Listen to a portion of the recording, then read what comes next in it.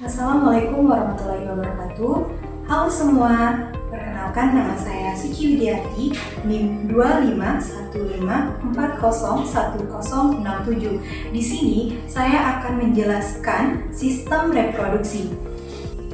Organ eksternal reproduksi wanita terdiri atas mons pubis, klitoris, labia minora, labia mayora, vestibulum, bulbus vestibul, hymen, lubang vagina, frenium, kelenjar klitoris, dan kelenjar vestibular besar.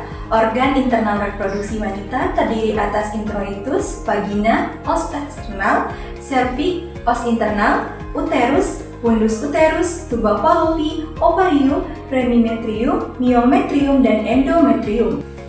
Organ eksternal reproduksi pria yaitu penis dan skrotum. Organ internal reproduksi pria terdiri atas vas deferens, epididymis atau saluran sperma, testis, tunica vaginalis yang berada dalam skrotum, kemudian glandula bulboreteralis, protostat gland, ductus ejaculatorius atau saluran pemancaran, dan vesicula seminalis atau kantung sperma. Proses terjadinya kehamilan dari tahap ovulasi atau pelepasan sel telur. Setiap bulan, tubuh wanita mengeluarkan satu sel telur matang dari ovarium. Sel telur kemudian bergerak ke tuba fallopi. Waktu ini adalah masa paling memungkinkan terjadinya pembuahan. Selanjutnya, masuknya sperma ke saluran reproduksi wanita dalam hubungan suami istri yang sah atau yang sudah menikah. Pria melepaskan jutaan sel sperma ke dalam vagina. Sperma kemudian bergerak melewati vagina, cervix atau leher rahim, dan tuba fallopi.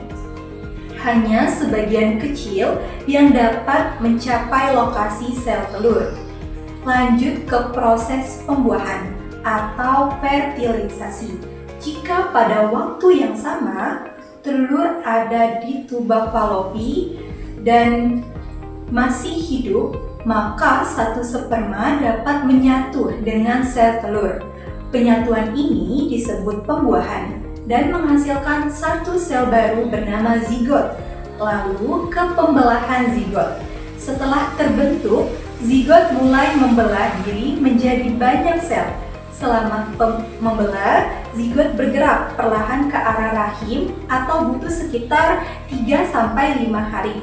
Kemudian akan terjadi implantasi atau menempel di dinding rahim.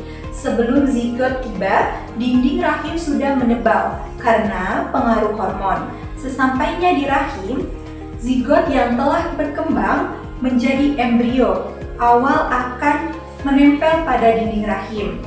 Masuk sedikit ke lapisan dinding rahim. Inilah yang disebut implantasi. Dari tahap ini kehamilan secara resmi dimulai. Terakhir, perkembangan embrio menjadi janin. Setelah implantasi, tubuh ibu memproduksi hormon kehamilan seperti HCG dan progesteron. Embrio berkembang menjadi janin. Sistem reproduksi pria dan wanita memiliki peran penting dalam proses terjadinya kehamilan. Organ-organ eksternal dan internal pada masing-masing sistem bekerja secara terkoordinasi, mulai dari pelepasan sel telur, masuknya sperma, pembuahan, hingga implantasi di rahim.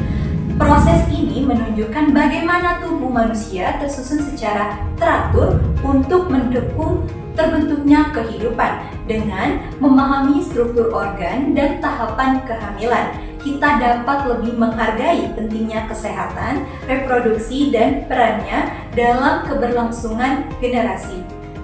Ringkasan inti materi adalah organ reproduksi pria dan wanita memiliki struktur berbeda, tetapi saling melengkapi.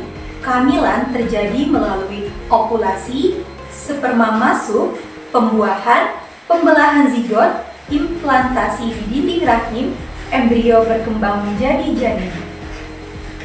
Implantasi di dinding rahim adalah petanda awal kehamilan. Organ-organ mulai terbentuk dan kian berkembang hingga 9 bulan kehamilan. Baiklah, itulah penjelasan materi yang dapat saya sampaikan. Semoga ilmunya bermanfaat. Jika ada salah, saya minta maaf. Saya akhiri. Assalamualaikum warahmatullahi wabarakatuh.